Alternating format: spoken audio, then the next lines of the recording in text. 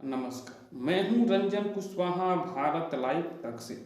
प्रधानमंत्री नरेंद्र मोदी की पत्नी यशोदाबेन बनारस आके प्रधानमंत्री नरेंद्र मोदी के चुनाव में अपना अहम योगदान दे रही है और जनता के बीच जाकर लोगों से नरेंद्र मोदी के चुनाव में वोट मांगती हुई दिखाई दे रही है।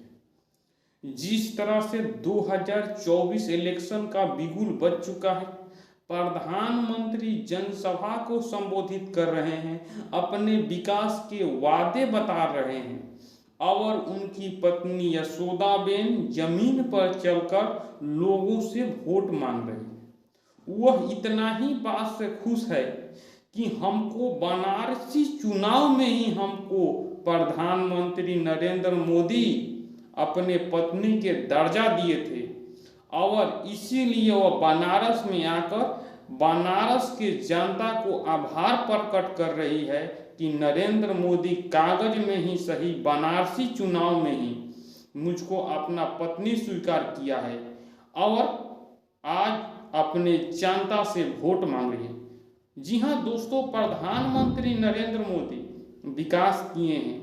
विकास के साथ साथ भारत की इकोनॉमी में तीसरे स्थान पर पहुंचाने में काम कर रहे हैं, लेकिन यह बात सरासर गलत है कि वह अपने पत्नी को अंतिम अवस्था में छोड़ दिए हैं और उनकी पत्नी यशोदाबेन अभी भी उनके नाम की सिंदूर लगाती है, अभी भी चुनाव जीतने के लिए उनका कठिन तप करती है, तपस्या करती है और उनके लिए वोट भी मांग रही है। लेकिन नरेंद्र मोदी अपने पत्नी को भूलकर यह काम अच्छा नहीं किए।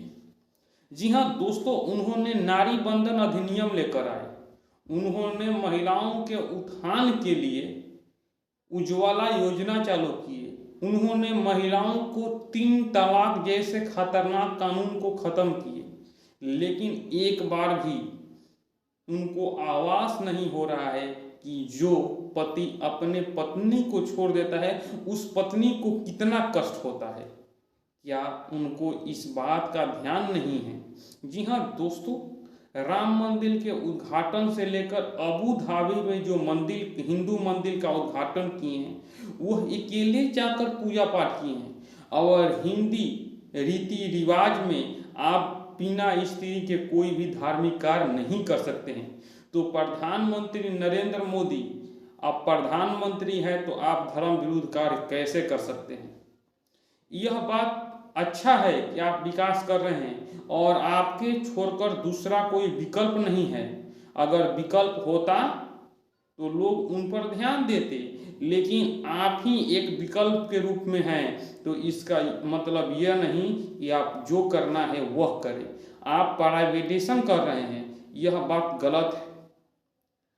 प्राइवेट में यह बात भी सही है कि प्राइवेट में काम ज़्यादा हो रहा है, लेकिन आप नियम सख्त रखिए, लेकिन आप प्राइवेट मत कीजिए। आप उस पर अधिकारी बढ़ाइए, दबाव दीजिए कि यह काम इतना दिन में हो जाना चाहिए, लेकिन नहीं हो रहा है। और एक बात और है, आपकी विकास की आंधी पूरे भारत में फैली है, लेकिन बिहार में आपकी विकास की आंधी नहीं आई है तो कुछ रोड के रूप में, बिजली के रूप में, नल जल के रूप में आप बोलेंगे, लेकिन नल जल बिहार में सक्सेस नहीं हुआ है। आप देखे होंगे कि जो टंकी लगा है उसमें कचरा साफ नहीं हो रहा है, उस कचरा के पानी लोग पी रहे हैं बिहार में। जी हाँ दोस्तों, आप विकास के वादा किए हैं, आप काम कर रहे हैं, लेकिन जमीन पर वह काम सार्थक नहीं हो रहा है। जी हाँ दोस्तों, यह मेरा वीडियो आप लोगों को कैसा लगा नीचे कमेंट बॉक्स में अपनी राय